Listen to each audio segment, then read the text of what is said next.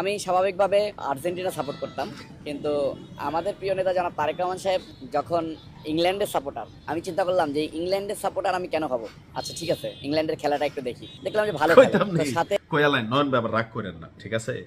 মানে আপনার এই ভিডিওটা ভাইরাল হওয়ার পরে মানে আপনি কি বুঝেন যে আপনার নিয়ে মানুষ গণমাধ্যমে কি বলছে? বাংলাদেশ ছাত্রদলের খুবই গুরুত্বপূর্ণ একটা ভূমিকা এই মুহূর্তে আছে ছাত্রদলের নেতা সাবেক সম্মত নয়ন, যিনি আওয়ামী লীগ সরকারের সময় কারা নির্যাতন হয়েছেন, জুলাই আগস্ট অভ্যুত্থানে তিনি সম্মত গুলির শিকার হয়েছেন। একটা প্রোগ্রামে আমি দেখছিলাম, তিনি বলছিলেন সবকিছু ভালোই ছিল, কিন্তু এই যে ধরেন উনি যে আর্জেন্টিনার সাপোর্টার থেকে কেন ইংল্যান্ডকে সাপোর্ট করলেন, এই যে একটা যুক্তি দেখাইলেন, এটা থেকে কেউ কেউ ওনাকে বলছে তেলবাজ, কেউ কেউ বলছে যে পাগলা ভক্ত, যে নেতার প্রতি এমন মেন্টালিটি যে পুরো একটা টিম চেঞ্জ করে ফেলছে এরকম কর্মী। আসলেই তারেক রহমানের সৌভাগ্য যে নয়নের মতন তিনি একজন কর্মী পেয়েছেন। যদি এই দেশে বিএনপির সকল কর্মী এরকম নয়নের মতন হইতো, তাহলে হয়তো বিএনপির অবস্থান আরো শক্তিশালী হইতো। এখন কেউ কেউ বলছেন আবার, যেমন আওয়ামী লীগের তারা যদি মনে করে যে এখন যেহেতু ভারত শেখ হাসিনাকে আশ্রয় দিয়ে রাখছে, ভবিষ্যতে এই দেশে তো ভাই অর্ধেক হয়ে যাবে আপনার ভারতের সাপোর্টার। এখন কিন্তু অনেকে এরকম নাই, রাজনীতির জায়গায় অনেকে রাজনীতি, দেশের জায়গায় দেশ রাখছেন, খেলার জায়গায় খেলা রাখছেন। আসলে নয়ন এখানে কি কাজ করছেন, কেন তিনি এত ভাইরাল বা এটা সমালোচনার মধ্যে পড়ে গেছেন?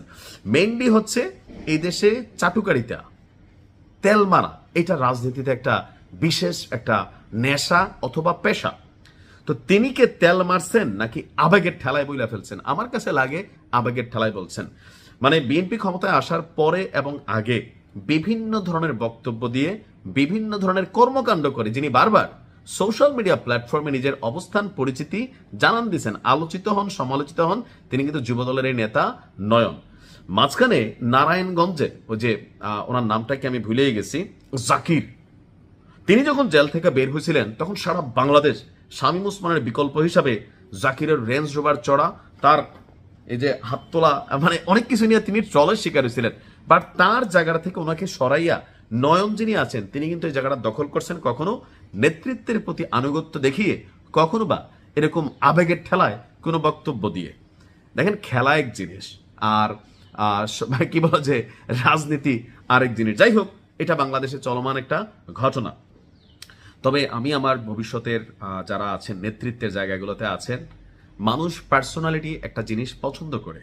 একজন হেভিওয়েটের নেতা হইতে গেলে তার কথাবার্তা, চালচলন, কাজকর্মে সবকিছুতে একটা সৌন্দর্য থাকা লাগে, যে হ্যাঁ আমি একটা দলের সাপোর্টার, আমার নেতার প্রতি আমার আনুগত্য থাকবে, কিন্তু এমন বক্তব্য দেওয়া উচিত না যেটা দিয়ে মানুষের কাছে আপনার রাজনৈতিক ওজনটা কমে যাবে। এটা দিয়ে আপনি হয়তো একটু ভাইরাল হয়েছেন, কিন্তু নয়ন আপনি কি এই ভাইরালটা পজিটিভলি হয়েছেন নাকি মানুষ আপনাকে নিয়ে ট্রল করছে? এখন আপনি যদি মনে করেন যে ভাই আমার ভাইরাল হওয়া জরুরি, তাহলে আপনি যে কোনো বক্তব্য দিতে পারেন।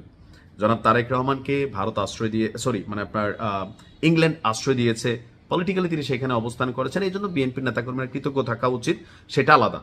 যেমন আওয়ামী লীগের নেতাকর্মীরা ভারতের প্রতি বরাবরই কৃতজ্ঞ থাকে। কেন? কারণ তারা মনে করে ভারত তাদেরকে ক্ষমতায় আনছিল, বা এখন এই মুহূর্তে তাদের দুর্দিনে ভারত তাদের নেতাকর্মী থেকে শুরু করে সর্বোচ্চ নেতৃত্বকে সাপোর্ট দিচ্ছে, সেখানে তারা আশ্রয় দিচ্ছে সেই জায়গা থেকে। কিন্তু খেলাধুলার বিষয়টাতে যদি যে মনে করে যে না, ভারত শেখ হাসিনার আশ্রয় দিছে, সুতরাং ফুটবলে যেদিন ভারত যাবে সব আর্জেন্টিনার তারা ভারত সাপোর্ট করবে, সব ব্রাজিলের তারা ভারত সাপোর্ট করবে, এইটা একটু অতিরিক্ত হয়ে যায়। তারপরেও যার যার বুঝ ব্যক্তিগত জায়গা থেকে এটা নয়নের জন্য একটা পরামর্শমূলক ভিডিও, যেহেতু তার মধ্যে এই মুহূর্তে ভাইরাল অবস্থানে আছে। আগামী দিনে নিজেকে কেমন নেতা হিসেবে উপস্থাপন করবেন, এই সময়টা হাতে খড়ি বলেন, প্র্যাকটিসিং বলেন, এখন কিন্তু চলছে। ভাইরাল হওয়া যায়, একটা হচ্ছে রাজনৈতিক কথাবার্তা প্রজ্ঞার মাধ্যমে, আরেকটা আছে এমন এমন কর্মকাণ্ডের মাধ্যমে যেটা প্রতিপক্ষের যারা রাজনীতিবিদ আছেন অথবা দল আছে তারা আপনাকে ট্রলের শিকার করবেন। বাকিটা আপনার চিন্তা। ভালো থাকুন, আসসালামু আলাইকুম।